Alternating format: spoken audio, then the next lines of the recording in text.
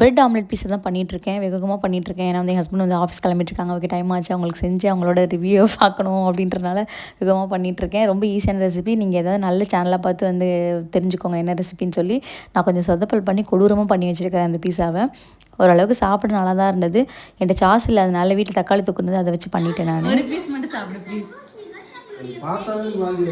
வாந்தி வருதா?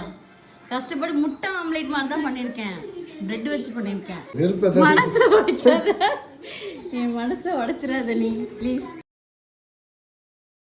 அது கொஞ்சம் ஃபோனை ஆஃப் பண்ணு கொஞ்சம். பாரு ஃபோனு ஹவுஸ் இட்.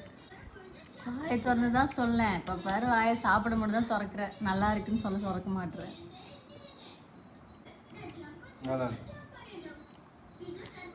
கேமரா பார்க்க மாட்டீங்களா? அவ்வளோ வெக்கமா?